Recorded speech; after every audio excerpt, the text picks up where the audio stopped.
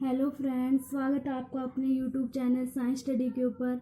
आज के इस वीडियो में हम यूनिट 4 केमिकल काइनेटिक के अंदर जो टॉपिक है रेट ला और किसको ऊपर डिस्कस करने वाले हैं, रेट कांस्टेंट को। इधर देखो हम एक ग्राफ बना रहे हैं। इस ग्राफ में ऊपर रिप्रेजेंट करें इस साइड टाइम को और यहाँ पर क्या रहेगा, रिएक्टेंट और प्रोडक्ट। देखो रिएक्टेंट की कंसंट्रेशन टाइम इंक्रीज होने के साथ क्या होती जाती है, डिक्रीज, और प्रोडक्ट की कंसंट्रेशन टाइम इंक्रीज होने के साथ क्या होती जा रही है, इंक्रीज। तो हम क्या देख रहे हैं कि रेट ऑफ रिएक्शन किसके ऊपर डिपेंड कर रही है, रिएक्टेंट, और किसके ऊपर डिपेंड करेगी हमारे पास प्रोडक्ट के ऊपर। तो मान लीजिए ये हमारे पास स्टिक्योमेट्रिक कोफिशिएंट ए है, ठीक है, इसका ए का स्मॉल वाला है, इसका बी वाले का क्या हो जाएगा हमारे पास बी, और इसने क्या बना दिया हमारे पास कोई भी प्रोडक्ट बना दिया, ठीक है, कि ए और बी ने आपस में रिएक्शन करके क्या बना दिया, किसी भी प्रोडक्ट की फॉर्मेशन कर दी। तब देखो रेट अगर हम बताएंगे तो किसके इक्वल हो जाएगी हमारे पास, लॉ ऑफ मास एक्शन के अकॉर्डिंग। जो लॉ ऑफ मास एक्शन कहता था कि रेट है वो किसके ऊपर डिपेंड करेगी, रिएक्टेंट के ऊपर, कि हमारे पास ये ए, इसकी जो पावर है, ठीक है, स्टिक्योमेट्रिक कोफिशिएंट ये बी, और इसका जो स्टिक्योमेट्रिक कोफिशिएंट है वो क्या रहेगा, स्मॉल बी, कि इसके ऊपर डिपेंड करेगा हमें लॉ ऑफ मास एक्शन। लेकिन रेट लॉ हमें क्या कहता था कि रेट लॉ ये कहता था कि हमारे पास इसके ऊपर ये डिपेंड नहीं करेगी, हमारे पास ये जो रेट ऑफ रिएक्शंस है वो इसके ऊपर डिपेंड नहीं करेगी, बल्कि जो रेट है वो किसके ऊपर डिपेंड करेगी, हमारे पास कोई भी हमारे पास ये ए, ठीक है, इसके ऊपर और कोई पावर होगी अल्फा, ठीक है, और इसके ऊपर बी, इसके ऊपर क्या पावर होगी, कोई भी बीटा, कि जो कंसंट्रेशन ऑफ ए है उसके एक्सपोनेंट पावर वो स्टिक्योमेट्रिक कोफिशिएंट ना होकर कुछ और होगा, ठीक है। या जैसे हमने मानने के लिए इसको ए मान लिया, इसको क्या मान लिया, ए की पावर अल्फा और बी की पावर हमने क्या मान लिया, बीटा, ठीक है। अब अगर देखो इसको हम यहाँ पर ये क्या कहा, डायरेक्टली प्रोपोर्शनल का साइन है, इसको उठाने के लिए हम यहाँ पर एक कांस्टेंट लगाते हैं, वो क्या रहेगा के, ठीक है, अल्फा इसकी पावर और बी की पावर हमारे पास क्या हो जाएगी, बीटा, ठीक है। तो के हमारे पास क्या हो जाएगा, रेट कांस्टेंट, के को हम क्या बोलेंगे यहाँ पर, रेट कांस्टेंट। तो देखो रेट ला हमें क्या कहता था कि the rate of reaction in the term of molar concentration of reactant which each term raise to some power, कुछ पावर है वो वहाँ पर वो क्या हो रही है, इंक्रीज हो रही है, ठीक है, विच मे और may not be same as stoichiometric coefficient. ये पावर स्टिक्योमेट्रिक कोफिशिएंट हो भी सकती हैं और नहीं भी हो सकती, थोड़ा सा ध्यान देना, ठीक है। हमने पहले क्या कहा कि लॉ ऑफ मास एक्शन कहता था कि रेट ऑफ रिएक्शंस है वो रिएक्टेंट्स के ऊपर डिपेंड करेगी, और इसका यहाँ पर जो मोलर कंसंट्रेशन जो हमने एक्सप्रेस की हुई है जिस टर्म में, वो ए और बी आएगा। लेकिन रेट ला हमें ये कहता है कि जो हमने मोलर कंसंट्रेशन ली है उसकी कितनी पावर एक्सप्रेस वो रेज हो रही है ऊपर, अल्फा बीटा कुछ भी मान सकते हो ये हम, वो उसको क्या बोलते हैं हम, स्टिक्योमेट्रिक कोफिशिएंट हो भी सकता है और वो नहीं भी हो सकता। ये किसने कहा, हमें रेट ला ने कहा था, ठीक है। और जो के है वो हमारे पास क्या कहलाएगा, रेट कांस्टेंट, के हमारे पास क्या कहलाएगा, रेट कांस्टेंट, ठीक है। देखो rate law is the expression which express the rate of reaction in the term of molar concentration of reactant, कि रेट ला है वो क्या एक्सप्रेस करता है, रेट ऑफ रिएक्शन को बताएगा, किसकी टर्म में भी, molar concentration of reactant which each term raise to some power. देखो यहाँ पर हमने कुछ पावर लिखी है, अल्फा बीटा कुछ ये पावर लिखी हुई है, ठीक है, raise to some power which may not be stoichiometric coefficient, कि वो स्टिक्योमेट्रिक कोफिशिएंट के सेम भी हो सकता है और उससे डिफरेंट भी हो सकता है। और स्टिक्योमेट्रिक कोफिशिएंट बताओ बच्चों किस में लगा होता है, हमारे पास बैलेंस्ड केमिकल इक्वेशन के अंदर, ठीक है। हमारे पास क्या रहेगा, रेट ला, क्या पढ़ा हमने यहाँ से, ये रेट ला को पढ़ा, ओके।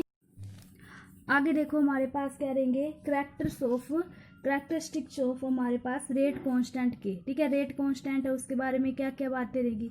देखो अगर हमारे पास रेट कांस्टेंट की वैल्यू ज़्यादा, क्या कह रहे हैं हम कि रेट कांस्टेंट की वैल्यू अगर हमारे पास ज़्यादा है तो रेट ऑफ रिएक्शंस है वो क्या हो जाएगी, फास्ट। क्या कहा हमने कि अगर रेट कांस्टेंट की वैल्यू ज़्यादा, अगर जैसे ये 5 6 7 जितनी भी रेट कांस्टेंट की वैल्यू होगी उतनी हमारे पास रिएक्शंस क्या हो जाएगी, फास्ट हो जाएगी, ठीक है। Each reaction has the definite value of rate constant. अब देखो कोई भी रिएक्शन है, मान लीजिए हमारे पास ये होगी N2 + O2 2NO, ये इस टाइप की कोई भी रिएक्शन है, तो एक पर्टिकुलर रिएक्शंस के लिए रेट कांस्टेंट की वैल्यू क्या रहेगी, कोई पर्टिकुलर वैल्यू रहेगी। बात को समझना कि एक पर्टिकुलर रिएक्शंस के लिए एक पर्टिकुलर टेम्परेचर के ऊपर एक पर्टिकुलर क्या रहेगी हमारे पास, रेट कांस्टेंट की वैल्यू रहेगी। The value of rate constant for the same reactions change with the temperature.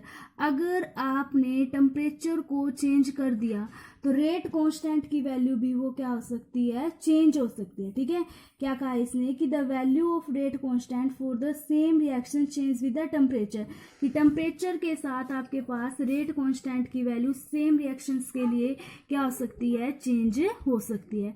ठीक है, उसके बाद देखो एक हम बात पढ़ेंगे, वो आगे आपको डिस्कस करेंगे। के की जो रेट कांस्टेंट है, इसकी जो यूनिट है वो चेंज होती रहती है, इसकी यूनिट होती है वो क्या होती रहती है, चेंज होती रहती है। किसके अकॉर्डिंग पढ़ेंगे हम इसकी यूनिट को, ऑर्डर ऑफ रिएक्शंस के अकॉर्डिंग। किसके अकॉर्डिंग पढ़ने वाले हैं, ऑर्डर ऑफ रिएक्शंस के अकॉर्डिंग पढ़ेंगे इसकी यूनिट को। ठीक है, तो ये हमारे पास किसके बारे में था, रेट कांस्टेंट के बारे में हमने पढ़ा। अब देखो आगे हम पढ़ने वाले हैं ऑर्डर ऑफ रिएक्शन की। ऑर्डर ऑफ रिएक्शन ये क्या होता है, ऑर्डर ऑफ रिएक्शन।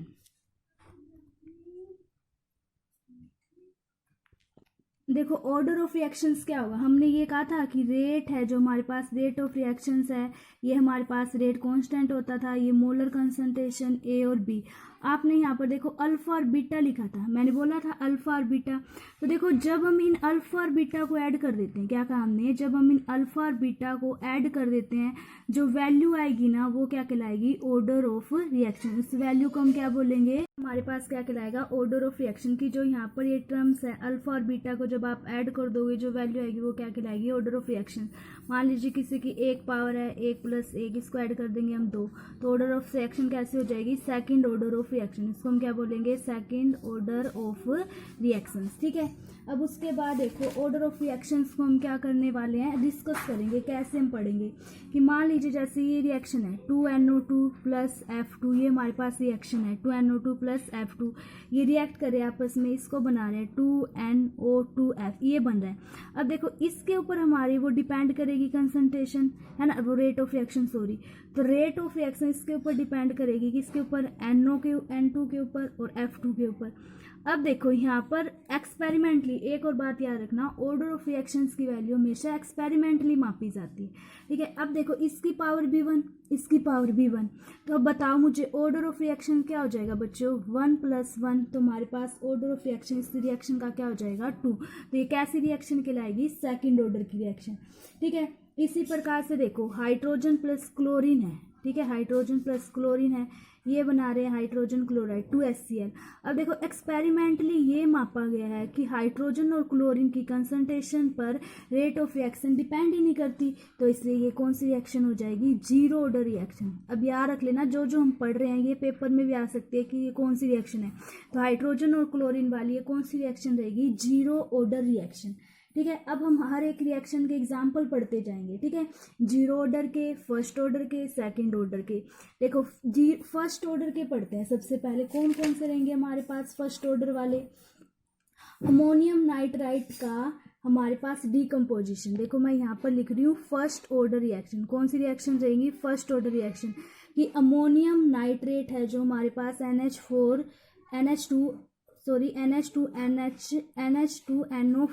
ठीक है, इसका डीकम्पोजिशन होता है। तो ये वाली रिएक्शन से हमारे पास कौन सी होती है, फर्स्ट ऑर्डर रिएक्शन। कौन सी रिएक्शन रहेगी, ये फर्स्ट ऑर्डर रिएक्शन। ठीक है, क्योंकि इसकी जो वैल्यू होती है यहाँ पर वो क्या रहेगी, 1। उसके बाद हाइड्रोजन पेरोक्साइड हाइड्रोजन पेरोक्साइड, इसका डीकम्पोजिशन, देखो हाइड्रोजन पेरोक्साइड का डीकम्पोजिशन, ये भी कौन सी रिएक्शन रहेगी हमारे पास, फर्स्ट ऑर्डर रिएक्शन। ठीक है, डीकम्पोजिशन ऑफ N2O, ये भी हमारे पास कौन सी रिएक्शन रहेगी, फर्स्ट ऑर्डर रिएक्शन। ठीक है, देखो decomposition of ammonia on the hot platinum surface at the high pressure, ये कौन सी रिएक्शन रहेगी, जीरो ऑर्डर। देखो अमोनिया को हम डीकम्पोज करा रहे हैं नाइट्रोजन और हाइड्रोजन के अंदर, तो देखो यहाँ पर NH3, इसके ऊपर जो रेट कांस्टेंट की वैल्यू, यहाँ पर जो वैल्यू अल्फा बीटा वो क्या है, 0। ठीक है, तो ये जीरो ऑर्डर रिएक्शन हो जाएगी। हमारे पास HI का डीकम्पोजिशन करवाना, ये भी हमारे पास कौन सी रहेगी, जीरो ऑर्डर रिएक्शन। ठीक है, ये जीरो ऑर्डर रिएक्शन कर लेंगे हम इससे।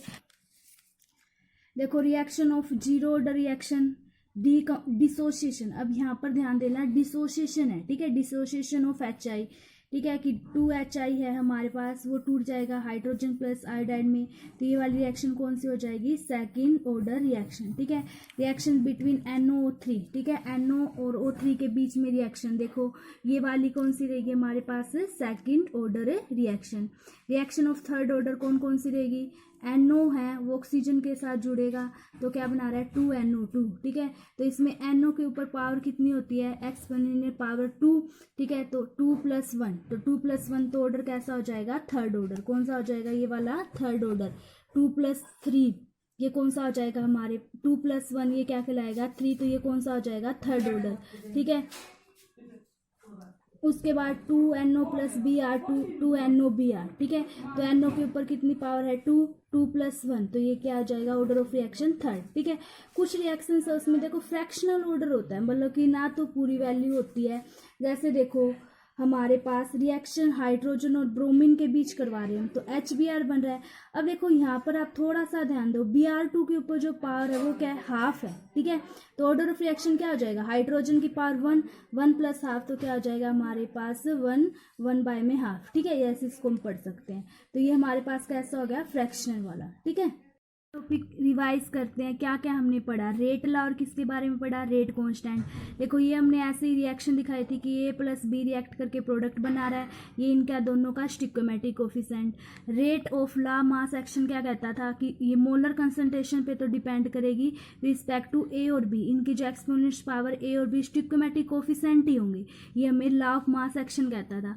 तो एक्सपेरिमेंटली हमने क्या देखा कि it is observe that rate of reaction may not be depend upon all A, कि इसके ऊपर वो स्मॉल a के ऊपर डिपेंड नहीं करी in the concentration term of A and all the B, कि हर एक रिएक्शंस में वो B के ऊपर।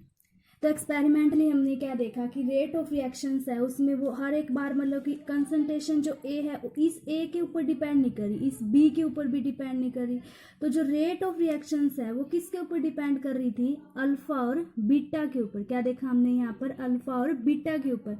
तो इसने क्या कहा कि जब A और B है मोलर कंसंट्रेशन है, ठीक है, A और B हमारे पास क्या रहेगी, मोलर कंसंट्रेशन रहेगी, और K हमारे पास यहाँ से क्या रहेगा, रेट कांस्टेंट। K को हम क्या बोलने वाले हैं यहाँ से, रेट कांस्टेंट। ठीक है, तो देखो रेट लॉ, ये जो पूरी इक्वेशन ये मतलब कि अगर हम मैथमेटिकली एक्सप्रेस करें तो ये क्या कहलाता है, रेट लॉ, कि रेट ऑफ रिएक्शंस है वो किसके ऊपर डिपेंड, किसके इक्वल हो जाएगी, रेट कांस्टेंट, फिर concentration A with respect to power alpha और B with respect to power beta. अब ये स्टिक्योमेट्रिक कोफिशिएंट अल्फा और बीटा हो भी सकते हैं और नहीं भी हो सकते। ठीक है, कि rate law is the expression which express the rate of reaction in the term of molar concentration of reactant, कि रिएक्टेंट की मोलर कंसंट्रेशन को बता रहा है वो, which each term raise to some power, कुछ पावर है ना यहाँ पर, देखो अल्फा बीटा कुछ हमने पावर लिखी हुई है। ठीक है, क्या पावर है, और वो पावर में और मे नोट भी स्टिक्योमेट्रिक कोफिशिएंट, वो पावर स्टिक्योमेट्रिक कोफिशिएंट हो भी सकती है और नहीं भी हो सकती। ठीक है, फिर कैरेक्टरिस्टिक्स हमने पढ़े थे कि जितनी ज्यादा वैल्यू रेट कांस्टेंट की होगी रिएक्शन उतनी फास्ट। ठीक है, हर एक रिएक्शन का has a definite value of rate constant eight a particular temperature, की हर एक रिएक्शन का एक पर्टिकुलर टेम्परेचर के ऊपर रेट कांस्टेंट की वैल्यू डेफिनेट होती है। ठीक है, the value of rate constant for the same reaction change with the temperature, अगर आप टेम्परेचर को चेंज करोगे तो रेट कांस्टेंट की वैल्यू है वो भी क्या हो जाएगी हमारे पास चेंज। उसके बाद देखो value of the rate constant of reaction does not depend upon the concentration of reactant, कि वो कंसंट्रेशन के ऊपर डिपेंड नहीं करेगी बल्कि उसकी जो पावर होती है उसके ऊपर डिपेंड करी है वो। ठीक है, और रेट कांस्टेंट की यूनिट अभी हम आगे अगले वीडियो में डिस्कस करेंगे। ठीक है, उसके बाद देखो ऑर्डर ऑफ रिएक्शन पढ़ा हमने। ऑर्डर ऑफ रिएक्शन बच्चों क्या पढ़ा कि जो अल्फा बीटा जो हमने पावर लिखी इनको जब हम ऐड कर देंगे वो क्या कहलाएगा हमारे पास, ऑर्डर ऑफ रिएक्शन, कि the sum of power to which the molar concentration in the rate law equation are raise to express, कि वो पावर जिसके अंदर हमने उस रेट लॉ इक्वेशन के अंदर उसको एक्सप्रेस किया था वो हमारे पास क्या कहलाएगा, ऑर्डर ऑफ रिएक्शन, उन पावर को जब हम ऐड कर देते हैं। ठीक है, अल्फा प्लस बीटा ये पावर क्या कहलाएगी आपके पास, ऑर्डर ऑफ रिएक्शन। ठीक है, ये 0 ऑर्डर की भी हो सकता है, फर्स्ट ऑर्डर के लिए भी हो सकती है, सेकंड ऑर्डर के लिए, थर्ड ऑर्डर के लिए, स्टेप से हम अलग अलग डिस्कस। उसके बाद देखो हमारे पास जैसे एग्जाम्पल के लिए क्या हो जाएगा कि combination between NO2 plus F2। तो अब देखो जब इसमें हम NO2 और F2 को ऐड करें, मतलब ये रिएक्शन है, तो इसमें क्या बन गया 2NO2F। ठीक है, अब देखो रेट ऑफ रिएक्शंस है, इसके अंदर डायरेक्ट हमारे पास इनवर्सली प्रोपोर्शन किस किस की कंसंट्रेशन पे है, NO2 की कंसंट्रेशन पे और F2 की कंसंट्रेशन पे है। तो देखो यहाँ पर एक्सपेरिमेंट हमने अल्फा और बीटा की वैल्यू क्या देखी, 1 देखी।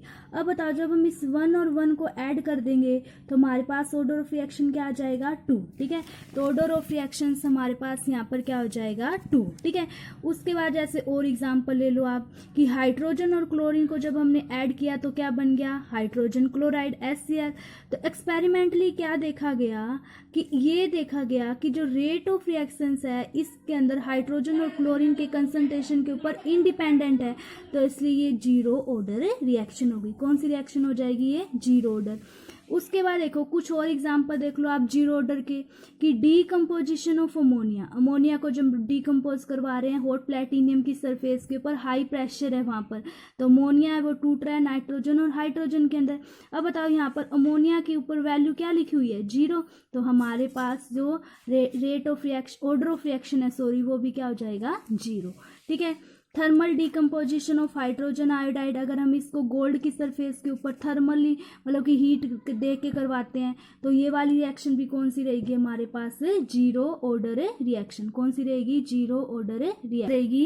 Reaction of first order, reaction of first order कि अमोनियम नाइट्राइट है, जो हमारे पास अमोनियम नाइट्राइट है इसको अगर हम डीकम्पोज कराते हैं नाइट्रोजन और वाटर के अंदर, तो देखो रेट है वो किसके ऊपर डिपेंड कर रही है अमोनियम नाइट्रेट के ऊपर, तो यहाँ पर वैल्यू कुछ भी नहीं है तो 1 मानेंगे, तो रिएक्शन हमारी कैसी हो जाएगी फर्स्ट ऑर्डर। ठीक है, हाइड्रोजन पेरोक्साइड को जब हम डिसोशिएट कराएंगे तो वहां पर वैल्यू 1। ठीक है, हाइड्रोजन पेरोक्साइड के ऊपर डिपेंड कर रही है, तो ये वाली रिएक्शन भी कौन सी हो जाएगी फर्स्ट ऑर्डर रिएक्शन। ठीक है, डीकम्पोजिशन ऑफ N2O, अगर हम यहाँ पर N2O को डीकम्पोज कराते हैं तो ये भी कौन सी रिएक्शन रहेगी हमारे पास first order reaction.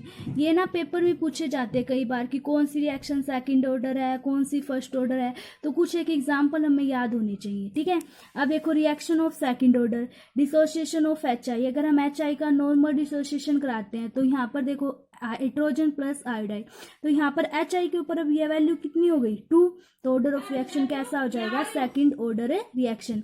Reaction between NO and O3, ठीक है, अगर हम इन दोनों के बीच में रिएक्शन करवाते हैं देखो NO प्लस O3, तो हमारे पास NO2 प्लस में क्या बन गया O2। ठीक है, अब देखो NO के ऊपर डिपेंड करी और O3 के ऊपर, तो वैल्यू इस पे 1 इस पे 1 और 1 और 1 को हम ऐड करेंगे तो क्या आ जाएगा 2। ठीक है, reaction of third order reaction कि combination of NO and O2, जब हम NO और O2 को जोड़ रहे हैं तो क्या बन रहा है 2NO2। अब देखो NO के ऊपर यहाँ पर अल्फा की वैल्यू अभी क्या आ गई 2 और ऑक्सीजन के ऊपर बीटा की वैल्यू 1, तो 2 और 1 को जोड़ेंगे तो कैसी रहेगी थर्ड ऑर्डर रिएक्शन। ठीक है, इसी प्रकार से NOBr2 के अंदर देखो NO के ऊपर कैसी वैल्यू दिख रही है आपको 2। ठीक है, और 2 और 1 को ऐड करोगे तो बताओ क्या आ जाएगा 3, तो रिएक्शन कैसे हो जाएगी थर्ड ऑर्डर रिएक्शन। और कुछ फ्रैक्शनल भी होते हैं जिसके अंदर जैसे देखो ये दिखा रखा हाफ में कि हाइड्रोजन प्लस ब्रोमीन को हमने ऐड किया तो HBr बना रहा है वो, लेकिन Br के ऊपर जो आपको वैल्यू दिख रही है वो हमारे पास क्या है बीटा की वैल्यू हाफ है हमारे पास, है ना, और हाइड्रोजन के लिए 1 और 1 और हाफ को हम ऐड करेंगे तो क्या आ जाएगा हमारे पास देखो डेढ़ बोलते ना इसको ऐसे कि 1 है उसके साथ हाफ भी है। ठीक है, तो इसमें फ्रैक्शन में वैल्यू आ गई। आज की वीडियो में सिर्फ इतना ही। अगर आपको वीडियो अच्छा लगे लाइक करें शेयर करें, अगर आप चैनल पर नए हो तो चैनल को सब्सक्राइब जरूर करें प्लीज़। Thank you.